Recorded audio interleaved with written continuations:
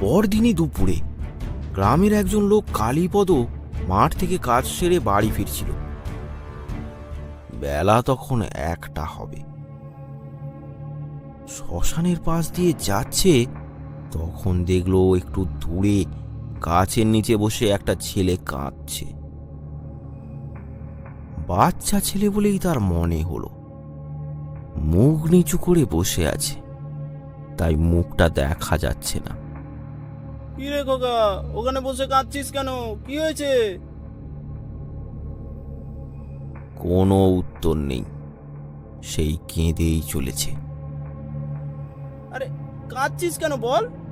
তোর নাম কি? বাবার নাম কি? বাড়ি কোথায়? ছেলেটা কিছু না বলে শ্মশানের চুল্লির দিকে হাঁটা দিল। যাব বাবা, এর আবার কি হলো? এ বনের দিকে যায় কেন? এই বলে কালীপদ তার পিছু নিল।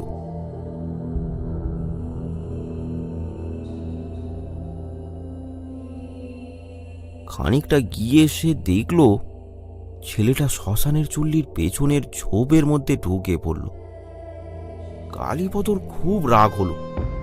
এইটুকু বাচ্চা তার এত রাগ? দাঁড়া, কোথায় যাবি তুই? এই বলে সেও ওই ঝোপের পেছনে গেল।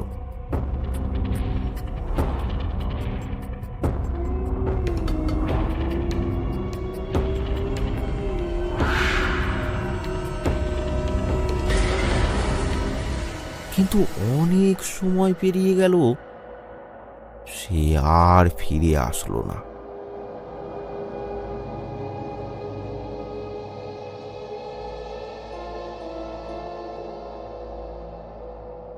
দুপুর গড়িয়ে বিকেল হলো, কালীপদ আর বাড়ি ফেরে না। তার খোঁজ শুরু হলো।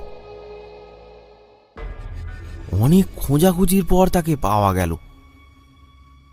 শ্মশানের পাশে অজ্ঞান অবস্থায় পড়ে আছে।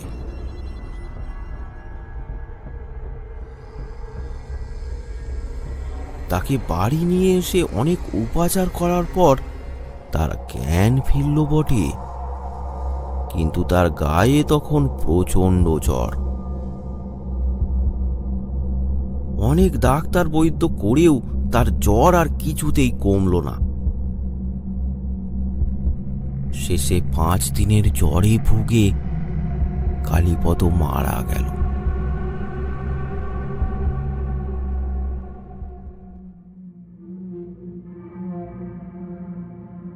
সারা গ্রামের কাছে কালীপদর জ্বরের কারণটা অজানাই রয়ে গেল। এই ঘটনার প্রায় 3 দিন পর গ্রামের আর একজন লোক গোপাল চাষের কাজ সেরে বাড়ি ফিরছিল। ওই দুপুরের সময় শ্মশানের কাছে আসতেই সে দেখল একটা সাদা ছাগল গাছের নিচে দাঁড়িয়ে জোরে জোরে ডাকছে। কি ব্যাপার? এত গরমে ছাগলটা এখানে দাঁড়িয়ে কেন? মনে হয় গোপা ঠাকুমার ছাগল এখানে রয়ে গেছে। যাই ধরে নিয়ে যাই। ওপা ঠাকুমা গ্রামেরই এক বৃদ্ধা। তার অনেকগুলি ছাগল আছে। বয়স হয়েছে, তাই হয়তো ভুলে রয়ে গেছে। এই ভেবে গোপাল এগিয়ে গেল ছাগলটাকে ধরতে। কি আশ্চর্য ব্যাপার! কাছে আসতেই ছাগলটা দৌড় দিল সেই ঝোপের দিকে।